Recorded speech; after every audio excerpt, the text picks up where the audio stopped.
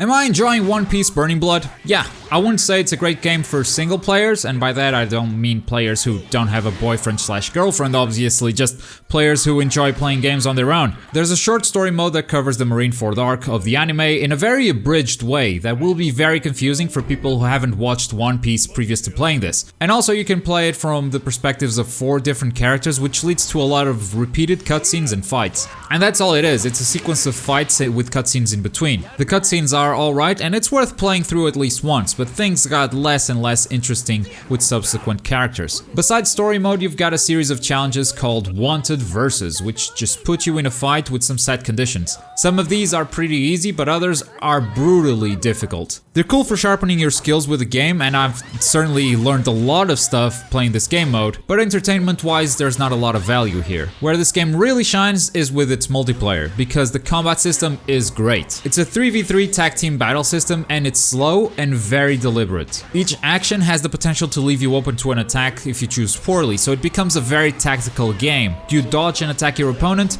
Do you charge up a guard break to initiate a combo? Do you try to pull back and attack them from range? There's a lot of options here, and the best players will always be the one who are able to counter their opponents better. Button mashing will get you nowhere in this game, and the complexity becomes an even bigger deal when you realize that all the characters in this roster all play very differently and have different abilities. Devil Fruit users have unique abilities in the anime, and that has been very well captured in this fighting system. Logia type users can just simply phase through attacks with the press of a button, unless their opponent is using Haki. Some characters are able to transform whenever they want, some characters are slow and have a lot of defensive skills, while others are fast and extremely mobile and can be quite unpredictable. This can work both in favor and against the game. It's awesome that there's such a variety, and I personally love it, and I'm enjoying getting to know each character's strengths and weaknesses. And this also allows for a lot of different team combinations and opportunities to counterplay your opponent. But I can see someone who doesn't watch or read One Piece getting overwhelmed by all of this. For me, it's pretty easy to tell who's gonna have a Logia Fruit ability or who can use Haki or who's gonna be able to transform, because I watched the anime, I have a basic knowledge of what these characters' abilities are,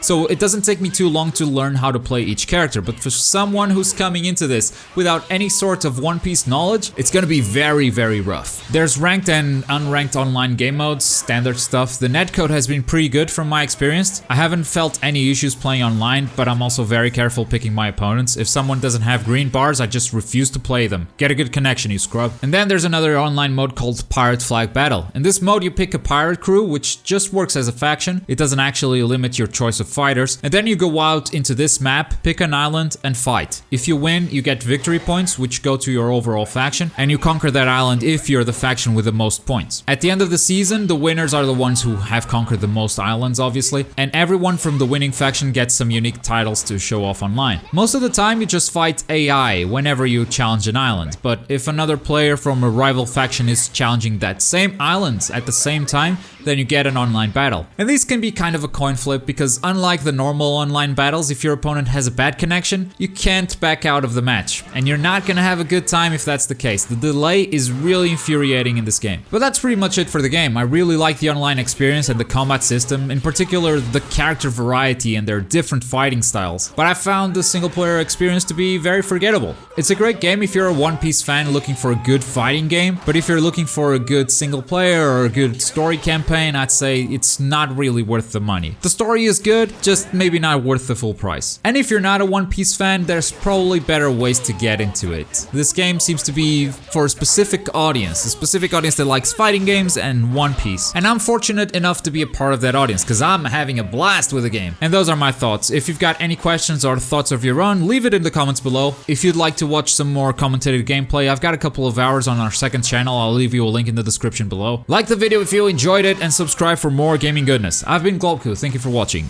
Boy! あれだよ、ほら、忘れた。もういいや。